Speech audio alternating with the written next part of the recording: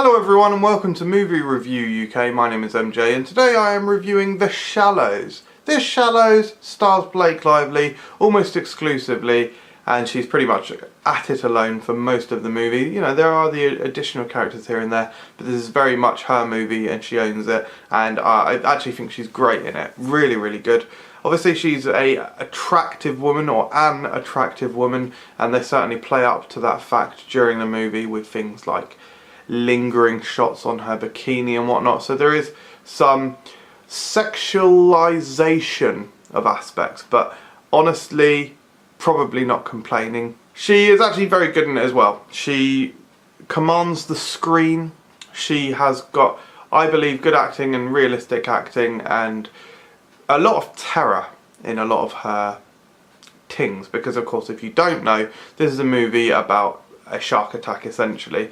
She gets stuck out at the sea. She has to pretty much chill out on a rock as this very large killer white king shark, great white shark. A great white shark is waiting for her basically. One of the things that I really like about the film is the integration of the various technological aspects, and what I mean by that is things like Instagram, things like video messaging, and her watch. They have got a kind of digital display version on the screen, so she's got a Casio kind of surfer's watch that kind of the image pops up on the screen and it says how long until high tide, how long until low tide. And like the way that she flicks through Instagram, it like kind of the photos pop up on the screen and she flicks through them, and it looks really cool. It looks really good. You could argue that the film is somewhat predictable in places, but not to the detriment of the movie.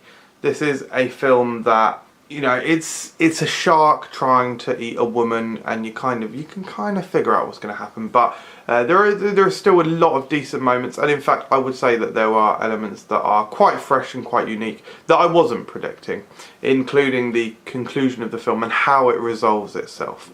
There's plenty of action and plenty of like gore and dramatic moments, exciting, thrilling moments. In these types of films, we don't expect the main character to perish, and so it can be difficult. I'm not saying that she does or doesn't, by the way, but we expect that she won't, and so it can be difficult to build up genuine fear for the audience. You know, fear as to whether she's going to be okay or not. But I think they do it quite well in the movie. Another thing that I really like is the colour palette. At the start, she's like going out surfing, she's loving life, it's incredibly bright, there's lots of yellows, but then later in the movie when things go a bit bad for her, a bit south, we get a very blue colour palette, and it just gives a great vibe and feel and emotion.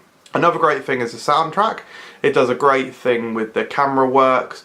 When it's above the water, you hear like a great dancey soundtrack, and again this is during like the start of the movie when things are fine. And then when the camera goes underwater, it sounds submerged, pretty much blacks out the music entirely, and it was a really cool effect. I really liked it. The film puts some effort into providing some emotional strings that you want to cotton on to, which is fine. Not really my bag, but decent.